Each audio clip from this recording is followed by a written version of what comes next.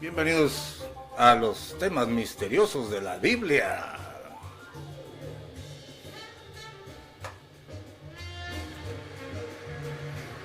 Está bonita la música.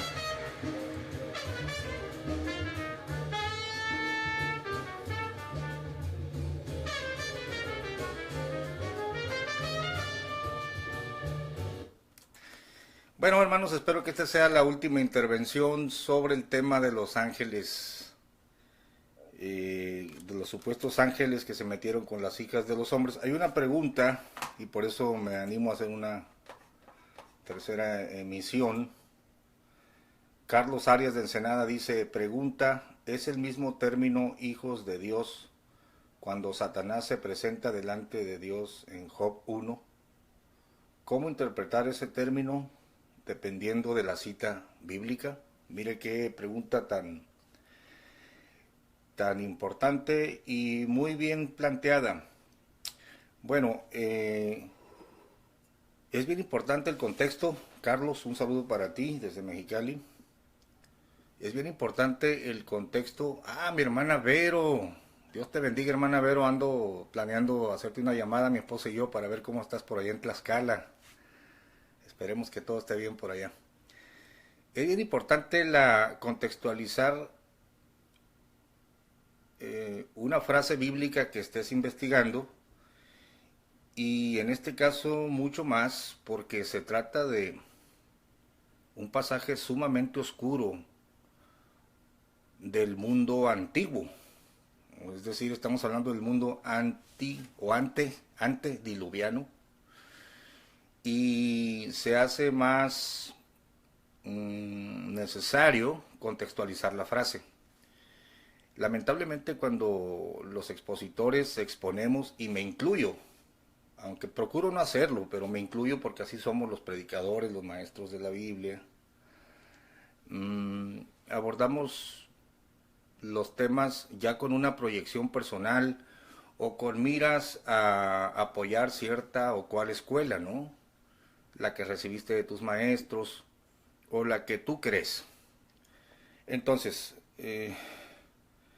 si investigamos el término viendo los hijos de Dios, o los Bene Elohim, si quieres citar el hebreo, aunque yo no sé hebreo, te estoy hablando de los estudios personales que hago, las frases y todo, ¿no? Con los diccionarios. No puedo presumir lo que no sé. Pero está hablando en plural, ¿no? Los hijos de Dios.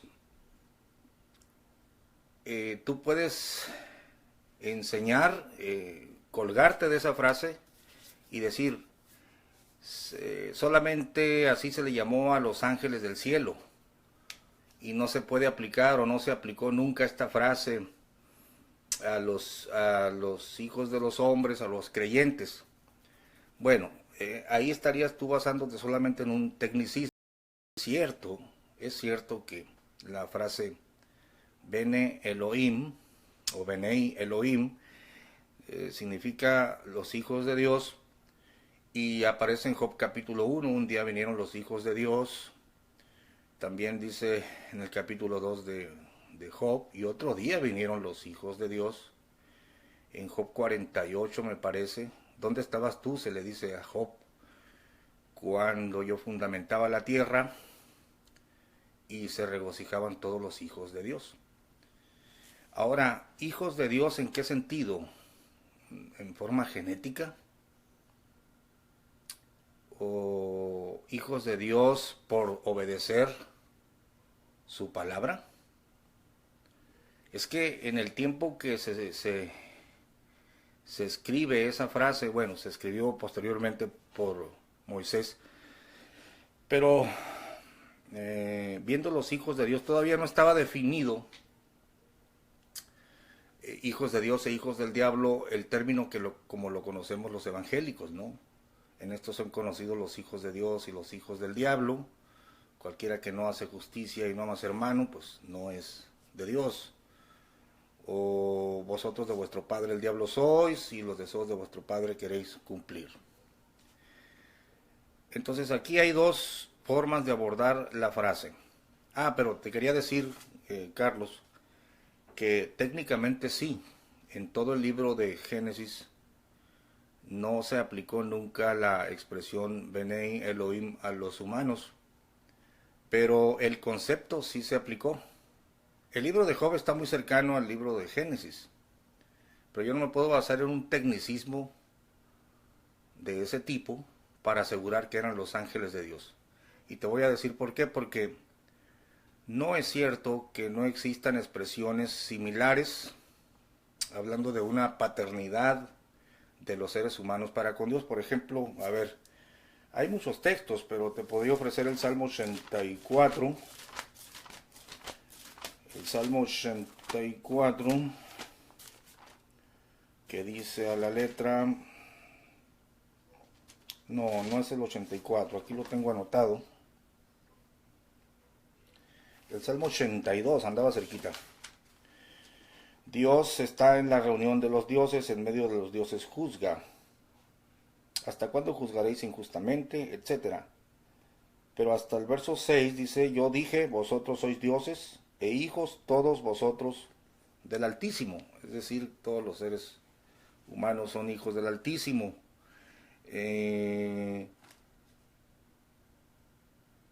Si vemos el contexto de Génesis 6:4,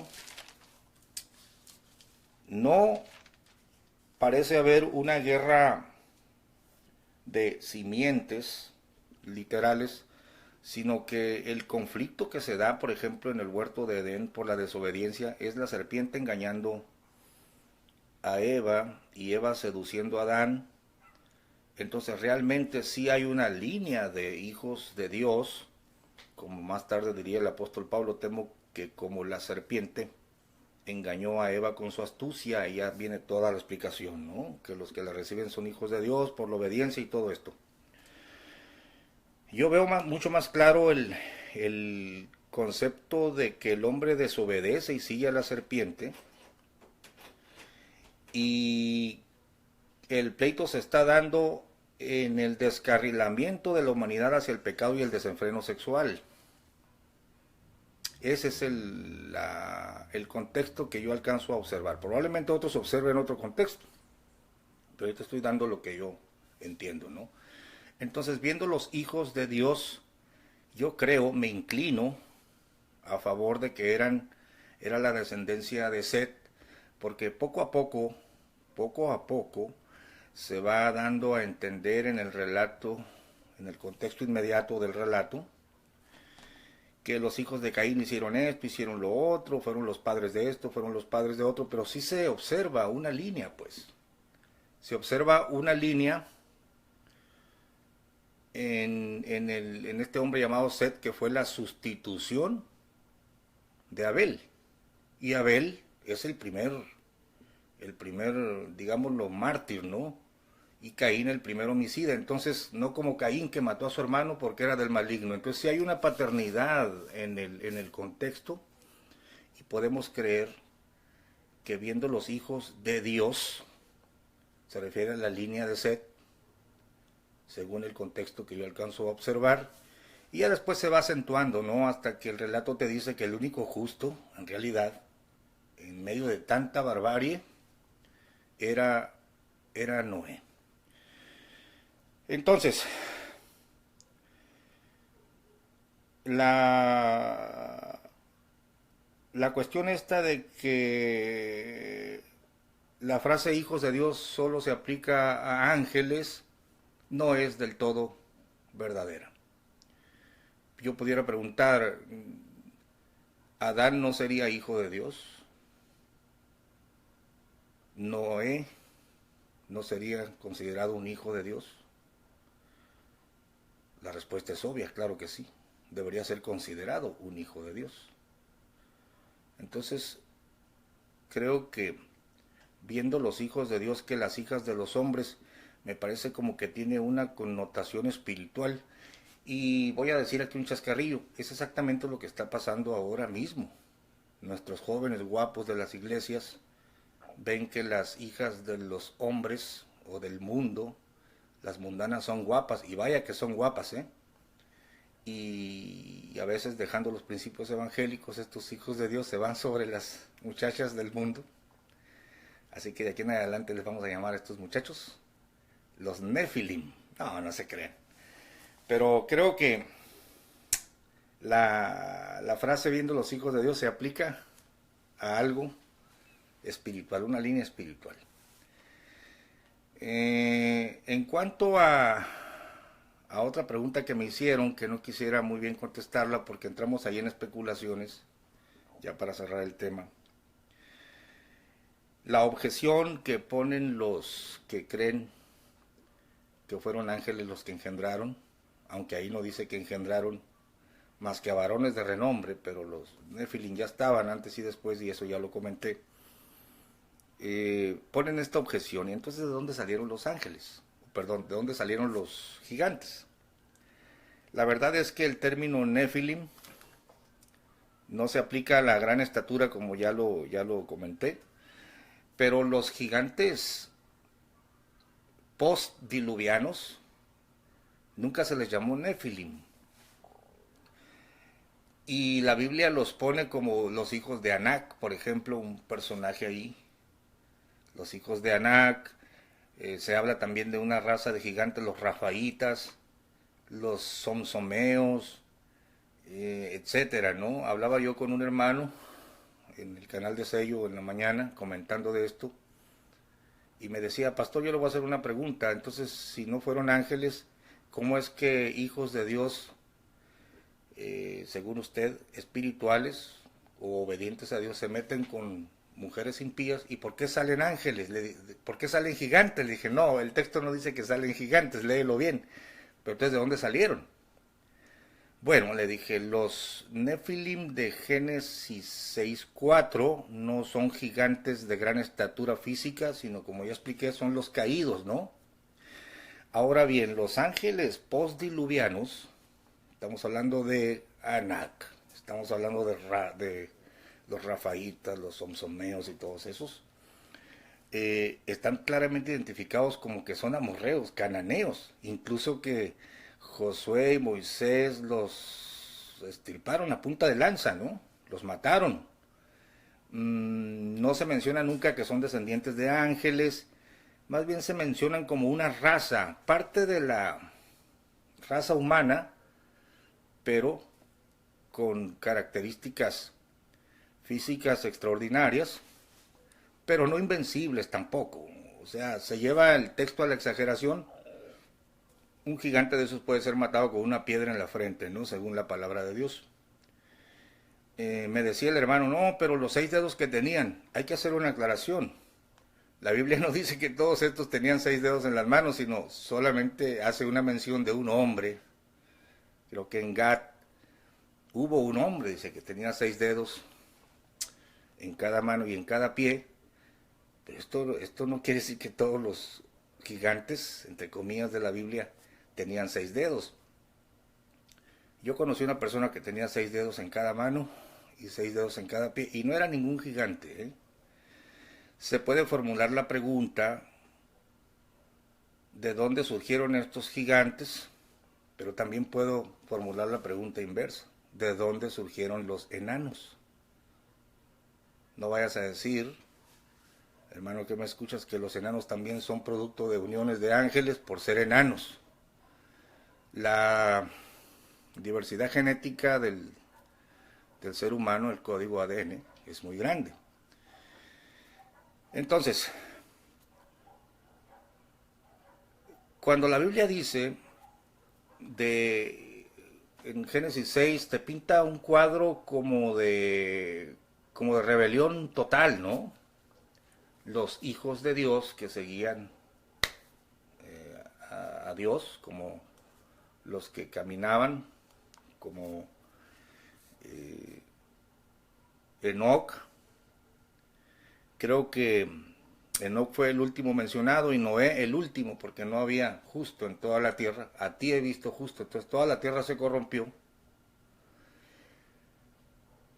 También estaban ahí los caídos o los Nefilim, que el libro el apóstol Pedro menciona, ¿no? Que Dios no perdonó a los ángeles que pecaron, que son diferentes de Satanás, y Judas dice que los encerró en prisiones de oscuridad. el diluvio parece ser un parteaguas que solucionó toda esta situación de corrupción.